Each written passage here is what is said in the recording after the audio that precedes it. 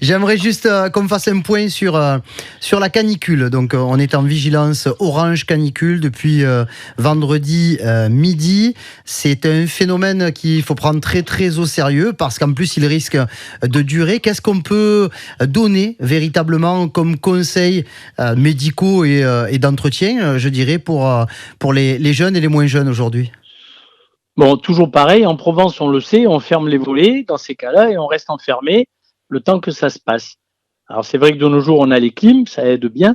Et c'est vrai que pour tous nos vieux, comme on dit, il n'y a rien de mieux qu'une bonne petite clim dans une pièce sécurisée, par exemple dans les EHPAD, maintenant c'est obligatoire, mais à la maison également avec force ventilateur, éventuellement un linge mouillé devant le ventilateur si on n'a pas de clim. Ça peut être très utile, c'est à l'ancienne et ça marche très bien. Quand on parle de clim, justement, j'ai une question pratique. Est-ce qu'on peut tomber malade par rapport à un usage un petit peu trop, je dirais, violent Oui. de l'utilisation de la clim? Il y en a au Alors boulot, il y en a faut dans les voitures, voilà. il y en a dans les chambres même maintenant? Alors voilà, il faut être raisonnable. D'abord, les clims dans les chambres, c'est vraiment pas bon parce qu'il faut voir comment se lèvent les gens le matin. Ils ont le nez pris, ils ont les douleurs articulaires partout. Enfin, ça fait pas du bien. Donc, il vaut mieux une clim dans un couloir avec les portes ouvertes pour que l'air soit brassé. Ça, c'est important. En plus, il faut pas être excessif dans les températures, c'est-à-dire ne pas mettre 20, 21, 22 comme dans certaines banques. Quand on y va, il vaut mieux avoir un par-dessus l'été. Donc moi je conseille toujours 23-24 degrés la nuit, par exemple. C'est bien, le corps peut respirer comme il faut, sans avoir de sécheresse de l'air qui est préjudiciable, en particulier pour ceux qui ont tendance à faire des sinusites, par exemple. Et pour ceux qui n'ont pas de clim, on Alors est j'ai toujours avec expliqué, le ventilateur ou plutôt voilà, le les fenêtres ventilateur, ouvertes? mais pas directement dans la figure. Il vaut mieux que ça soit orienté vers un mur pour que l'air soit simplement brassé.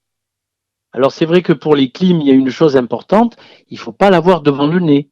Moi j'ai vu des erreurs, des gens qui ont installé des clims sur la télé, de façon à ce qu'ils soient bien en face et qu'ils prennent de plein fouet l'air pulsé, qui est effectivement néfaste pour nos sinus. Parce que le premier souci pour le nez et nos sinus, c'est de s'humidifier. Or, la clim, ça assèche. Donc, qu'est-ce qu'on fait? On fabrique un espèce de rhume pour compenser cette sécheresse. Ce qui fait qu'au petit matin ou le soir, les gens ont mal à la tête parce que leur clim était vraiment trop direct et ça leur provoque des maux de tête, des rhumes, des sinusites qui parfois sont infectés.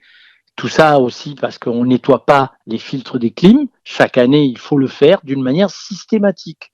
Alors j'espère avoir été complet, mais c'est vrai que les clims, ça veut être la meilleure et la pire des choses. Il faut faire très attention. Docteur Michel, je veux faire du sport. Qu'est-ce que je dois faire là en ce moment ou qu'est-ce que surtout ce que je dois plus faire? L'idéal, c'est de commencer à regarder les Jeux Olympiques pour ceux qui restent. Et la première chose. Et la deuxième chose, éviter de faire du sport le soir, parce que c'est une immense catastrophe. Je vois encore des gens courir autour de l'étang à Istres, etc. C'est pas normal de courir le soir alors qu'il fait 35 degrés. C'est le meilleur moyen d'avoir des problèmes cardiaques.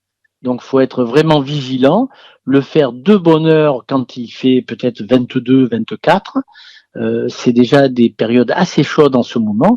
Ne surajoutons pas une chaleur excessive sur du bitume, par exemple. Il vaut mieux courir en sous-bois si on doit le faire, mais évitons le soir. C'est pas physiologique. L'idéal, c'est de faire du sport le matin, au moment où nos hormones se réveillent. C'est important tout ça. Ou courir en salle fermée Ah, et un peu c'est pas très climatisée? conseillé. C'est pas très conseillé. Courir en salle, on respire un air qui passe dans des filtres, etc. Mais est-ce que les filtres sont nettoyés? Il faut éviter de faire une surconsommation, je dirais, d'oxygène dans un endroit confiné. Il vaut mieux le faire en plein air, évidemment loin des usines, loin des pollutions. Donc c'est vrai que le matin de bonne heure, c'est pas mal. Je crois qu'il faut continuer à faire du sport régulièrement, sans excès, de bonne heure le matin. Merci beaucoup pour toutes ces précisions et restez à l'ombre, mon cher Michel.